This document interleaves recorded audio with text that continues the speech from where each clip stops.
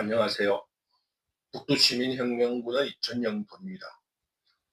오늘의 강의는 현재 헌법재판소에서 벌어지고 있는 윤석열 대통령의 탄핵 심판에서 공삼 반란 도둑대들의 내란 음모 시나리오는 윤석열 대통령에게 덮어 씌운 내란 음모 시나리오는 밝혀졌다. 이 내란이라는 윤석열 대통령의 내란범으로 몰고 가려고 하는 이런 어떠한 시나리오가 거짓으로 자신들이 만드는 시나리오에 불과하다는 것이 밝혀졌다는 것을 몇 가지의 단계로서 규명해 보도록 하겠습니다. 지금 현재 홍장원 그리고 특수전사령부의 곽종건 등을 통해서 그 공삼 반란 도둑대들의 반란 시나리오가 거짓이라는 것, 그들의 각본이라는 것이 밝혀지고 있는 것입니다.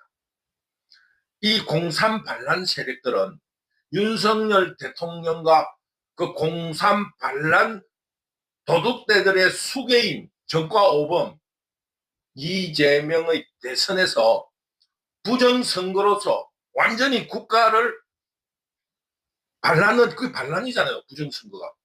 그걸로서 이 한국을 통째로 뒤집어 엎어 먹으려고 하는 그 작전을 짰는데 무슨 통계가 잘못됐든지 아니면 무슨 오류에 의해서 0.7%라는 차이로 선거에 패배하고 말았습니다. 그럼으로써 그들의 반란의 계획이 실패한 것입니다.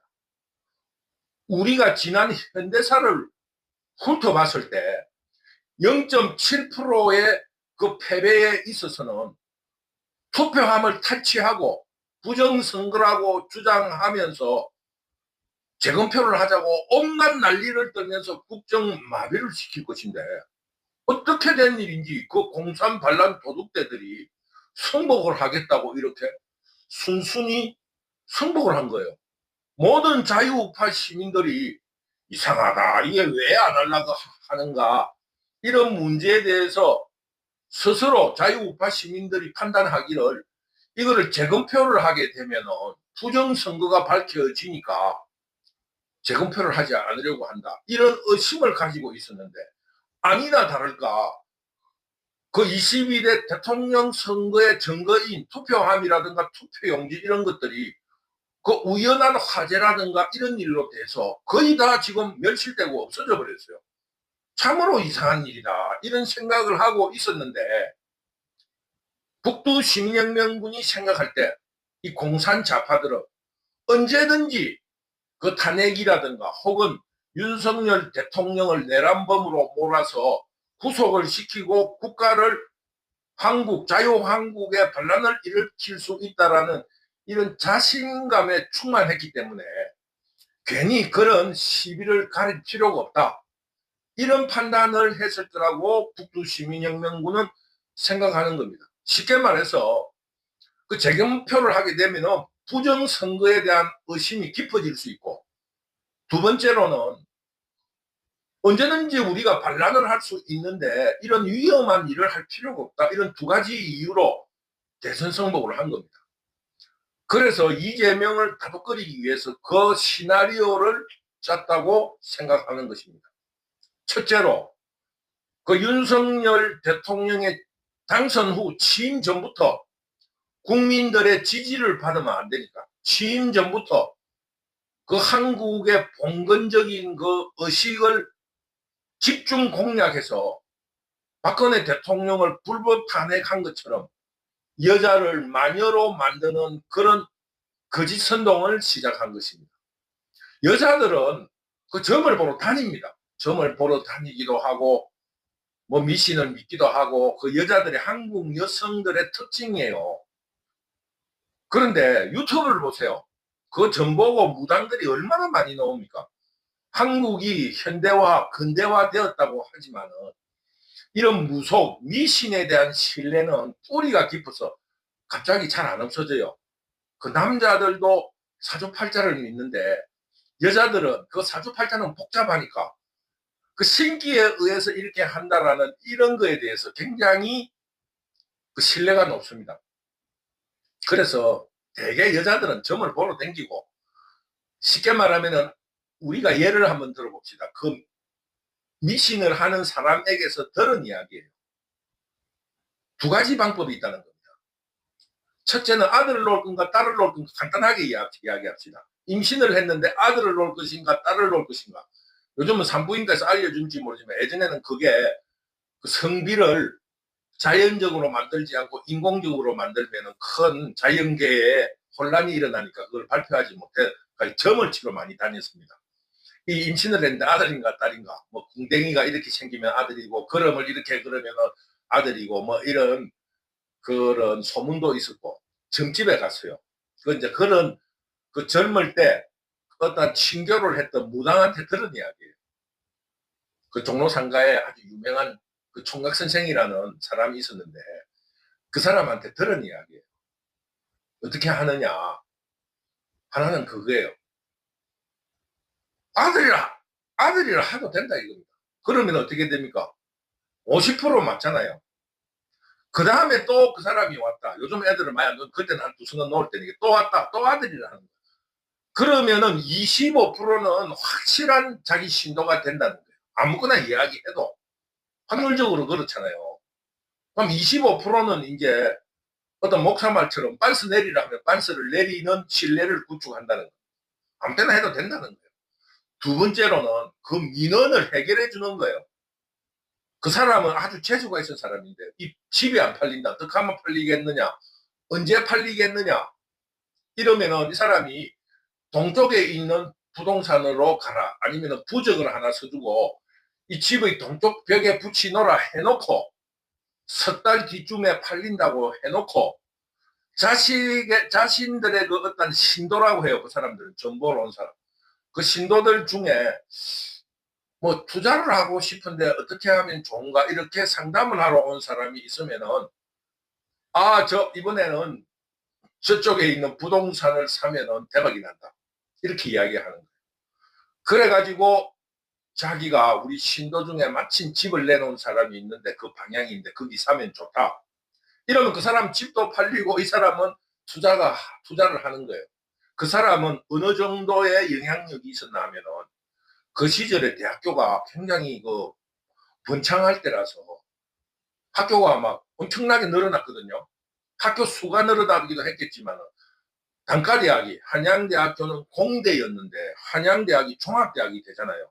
법대도 만들고 의대도 만들고 이래가지고 종합대학이 됐고, 예를 들면 그런 대학이 많지 않습니까? 고려대학도 의과대학을 신설하고 이런 학생 수가 비약적으로 발전을 했어요. 약 75년도에 서울 시내의 전 대학생이 4천 명 정도 됐어요.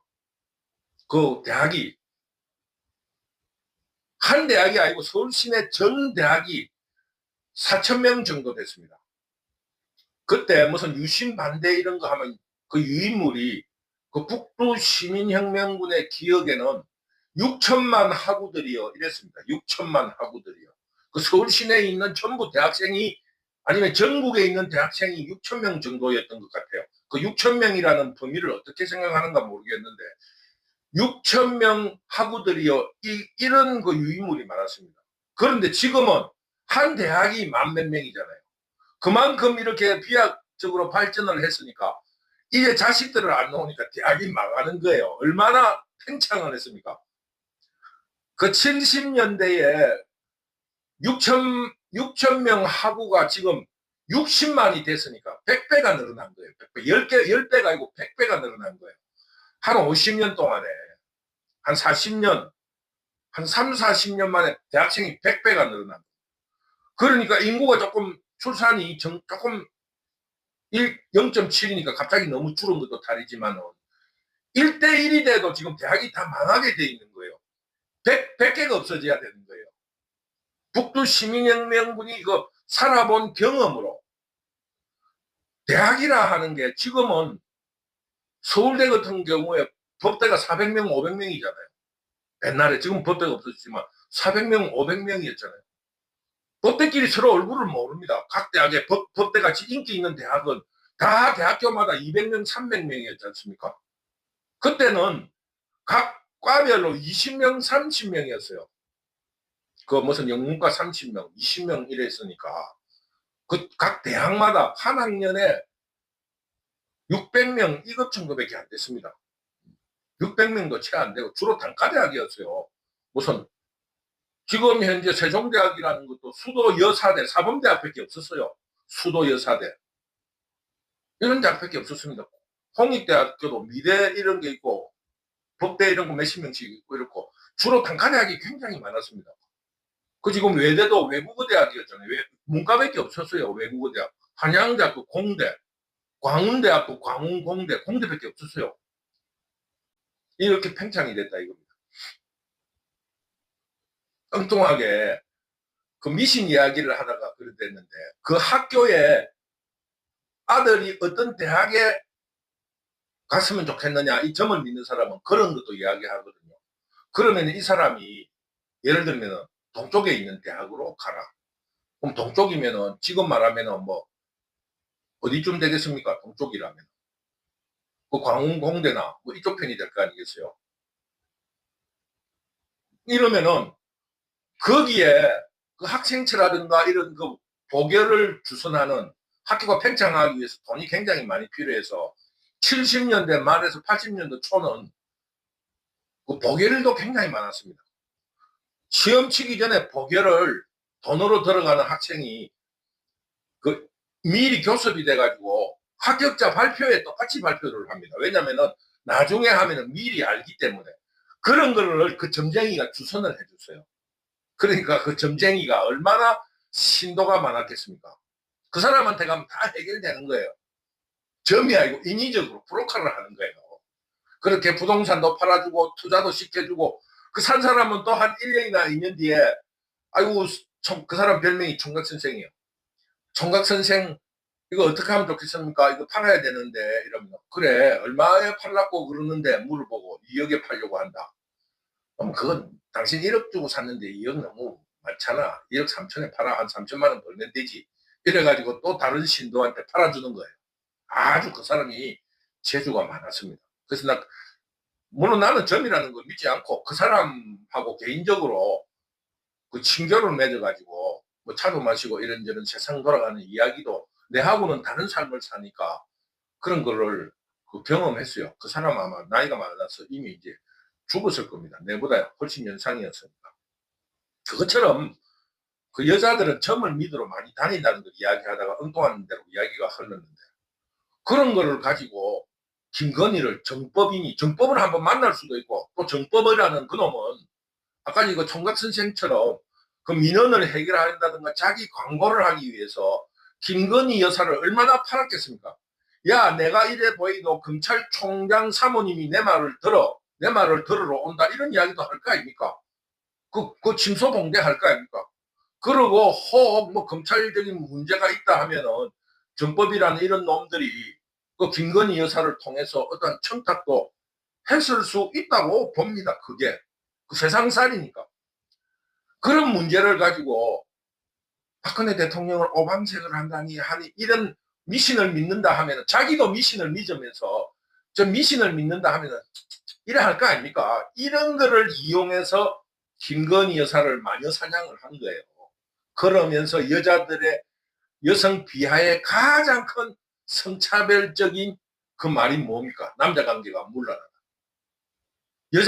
남자에게 여자 관계가 문란하다 이거는 별로 큰 문제가 안 되는데 저 여자는 남자 관계가 문란하다 이러면 그게 무슨 말입니까? 남자를 홀린다. 그 마녀다라는 뜻이 있는 거예요. 저 여자는 남자들이 꼼짝 못해. 그 홀리는데 기술이 있는 거야. 이렇게 되는 거예요. 이 한국의 성별적인 이런 오해가 이렇게 해서 김건희 여사를 마녀 사냥을 해서 윤석열 정부의 신뢰를 마구 흔들었습니다. 두 번째로는 그 국회의 다수 의석을 이용해서 의회 독재를 실천했습니다.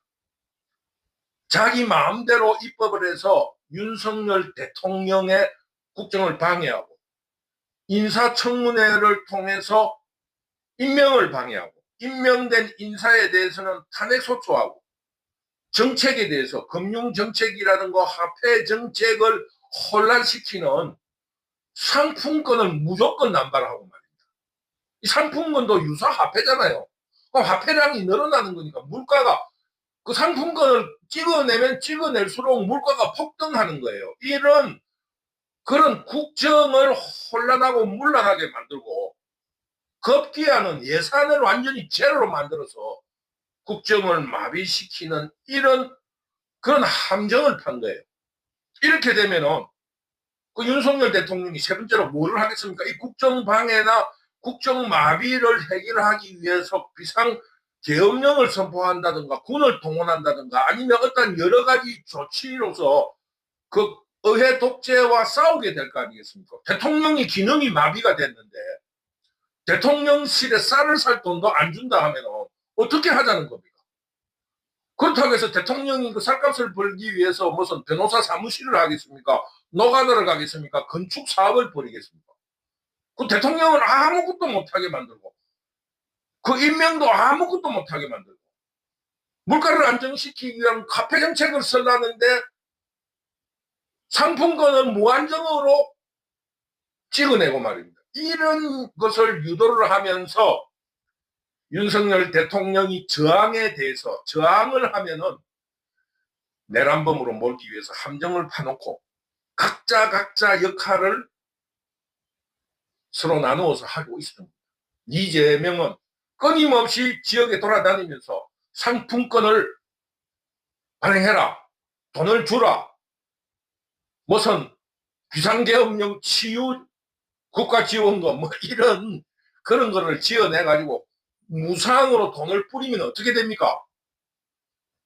돈이 아니라도 그것도 돈이에요. 일종의 화폐잖아요. 그러면 물가가 폭등하는 거예요. 화폐량이 늘어나면. 그러면은 윤석열이가 틀림없이 그러니까 각자 그 역할을 어떻게 했느냐. 윤석열 대통령의 비상계엄령 대책위원회 그러면서 그 네거티브고 포지티브로 이재명 집권준비위원회 등을 만들어서 국가 반란 계획을 완전히 준비하면서 진행시키고 있었습니다. 이것만 가지고는 안 되잖아요. 그래서 이런 프로그램을 이렇게 진행해가지고 내란 수계로 잡아엮기 위해서는 증거를 채집한다든가 증거를 수집해야 되니까 내부에 불확실을 심은 거예요.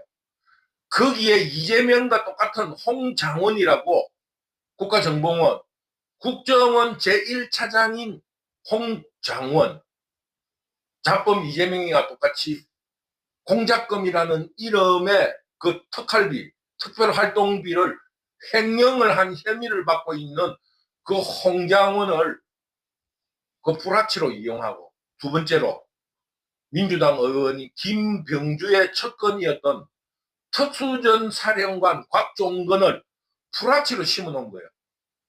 그래서 직분상 국정원 제1차장 홍장원이 대통령이 반드시 전화가 올 거니까 거기에 대해서 당신이 증거를 제시하라는 그 불합치로서의 역할을 맡아가지고 지금 헌법재판소에 윤석열 대통령 탄핵 심판의 증인으로 출석해서 윤석열 대통령이 정치인들의 정치적 자유를 박해하는 억압하는 통제하는 이런 내란을 일으켰다. 그러면서 14명의 국회의원들을 체포하라는 명령을 받아서 그 명령에 대해서 메모를 해놨다.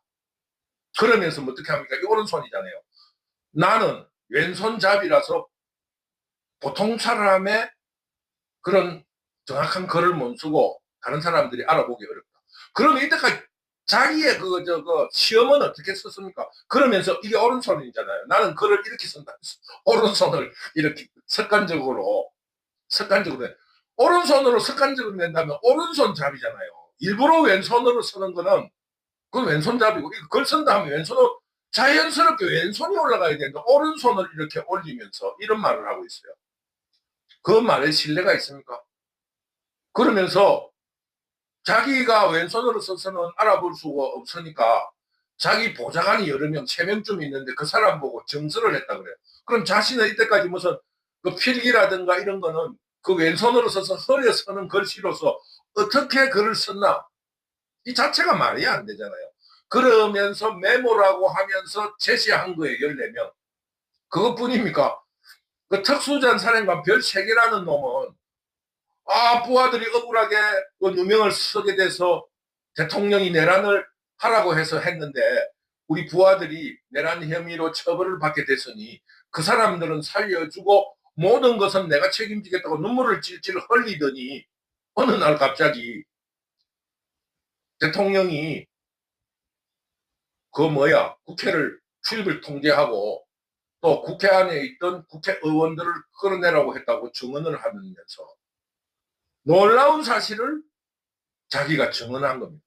대통령하고 전화를 할 때 마이크를 켜놓고 이렇게 통화를 했기 때문에 그 통화 내용을 전 부대원이 안다는 거예요. 그게 무엇입니까? 그 증거를 자기 혼자만 들었다고 하면은 그 증거 능력이 없으니까 모든 장병이 다 듣게 그 전화 통화를 마이크를 켜놓고 온 연병장에 있는 사람이 다 들었다는 거예요. 이 놀라운 사실 아닙니까? 그렇게 윤석열 대통령을 내란 수괴로 잡아엮고 탄핵 소추를 시키려고 하고 이 속에서 이재명 집권준비위원회는 그 탄핵을 완성시키기 위해서 공수처장 후보, 헌법재판소가 그때 6명밖에 없었는데 그 보충한 후보자들을 우리법 연구회 출신들로 딱 준비를 해놓고 있었던 겁니다. 그게 바로 문영배고 이미선이고 정정미고 이런 우리법 연구회 출신들이었다 이겁니다. 이런 시나리오를 딱 가지고 윤석열이가 비상계엄령을 선포를 하니까 그 프로그램대로 쫙 만들어진 거예요.